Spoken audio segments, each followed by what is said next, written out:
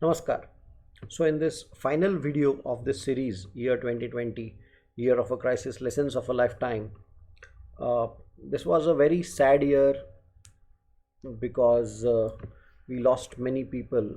And when we're talking of stock markets, uh, one very close associate of ours, of CDSL, head of investor education, Mr. Ajit Manjure, we lost him due to COVID. So, uh, that was a really tough thing for us because we used to work together closely even before he succumbed to this comorbidity and other issues.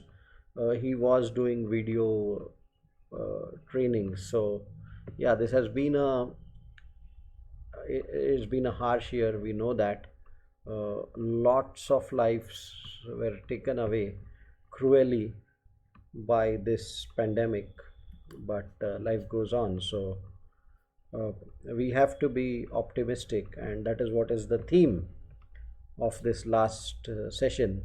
We have to be optimistic, but we have to be humble, and we don't have to be blindly optimistic. So we've got some data. Two opposite things happened in 2020. Like we saw IPO mania in the last session, we also saw a lot of buybacks. Now, buybacks are huge wealth creators. What happens in a buyback? Let's try to understand. There is a company which has got 100 rupees as profit and it has got 50 shares. So the EPS will obviously be 2 rupees per share. Now, if let's say the company is trading at a PE of 10 in the market, then currently the price of the share will be 20 rupees. This is very simple.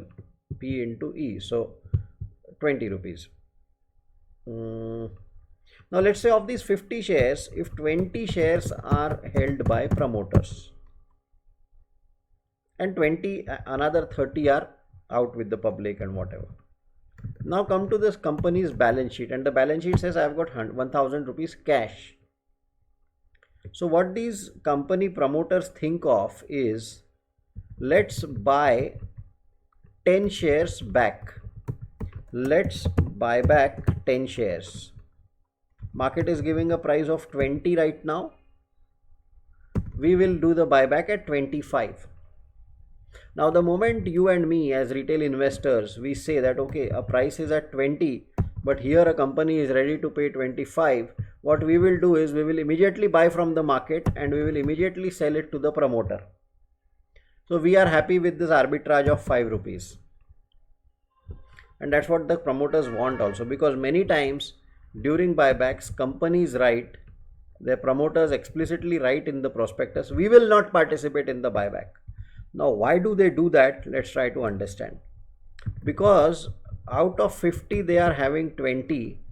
Once 10 shares are bought from the market and they are bought back by the company and they are extinguished, that means they no longer remain. Buyback, I mean, the matter ends. So that means earlier there were 50 shares, now there are only 40 shares outstanding of the company. But the promoters earlier, because of having 20 shares, their shareholding was 40%. Now automatically their shareholding has increased to 50%. They have not spent a penny from their pocket. They have not spent a penny, but they want to increase their shareholding without spending money. So what they do is they resort to buyback. So you should read the prospectus. I mean, fine, if there are somebody who wants a 5 rupee trade, that's okay. But the real benefit comes in the following years. Buybacks are extremely popular, extremely strong wealth creators, in the sense that in the next year when the sales, let's say, go to profit goes to 150, the EPS will automatically increase because the number of shares are not 50, they are 40, and therefore the per share will increase. So even if the PE remains same, the current market price would have increased more. Why will that happen? Because the base has reduced, and the promoters, even if they pay dividend, the promoters will get more dividend because now they are having more shareholding in the company. So this year saw both the things, And companies which are doing buybacks, you should be on the lookout for those companies, especially when promoters are saying we will not participate, because this is the logic behind their non-participation. So this was one learning of this crisis. Other than that, RBI came out finally. RBI came out with its report in December 2020, RBI Bulletin, and in that they have written what is the state of the economy. So it's an 18-page report. We won't read the entire report, but just one or two points. Like here it is saying, experience and empirical evidence have shown that recoveries led by investment turn out to be durable and lift both consumption, spending and exports in their wake. It's the crux of the entire discussion. See, GDP is calculated as G plus I plus C plus X minus M, where G is government spending, I is investment by corporates, C is consumption, and E is exports. So we want I, C and E to increase so that GDP increases. What does RBI say?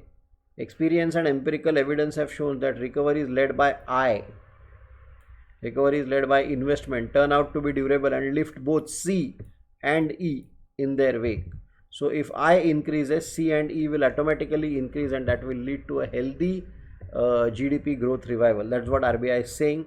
And after, we must take care of inflation. That's also RBI is saying. And the vaccine should reach everybody by proper supply chain management is what RBI is saying. And finally, RBI is closing the report on a very positive and a very optimistic note, and that will also be our note for wrapping up this special series of year 2020, tumultuous year of a crisis, but lessons of a lifetime. What does RBI say? If we all come together, then we can be on our path to durable recovery. If all stakeholders could help in recouping lost incomes and putting India back on a faster growth trajectory. We all have to come together. There's no way, there's no other way. The world is confident about India. Globally, liquidity is ready to come into India. All that needs to be done is we just have to put our best foot forward, and hopefully that's what 2021 will be for each one of us. So as we wrap this year, as we wrap this series, wish you all a very happy new year. Wish you all make a lot of wealth through knowledge, not by tips, not by happenstance. You protect your wealth. We hope that this effort which we have put in has been of little use to you, and if it has been, do mention it in the comments. Thank you very much for watching. Thank you SEBI, thank you BSE IPF, and thank you all of you for watching this 10 video series. The theme was 2020, a year which probably we don't want to see again. The year of a mask, the year of global lockdowns, we don't want to see that again.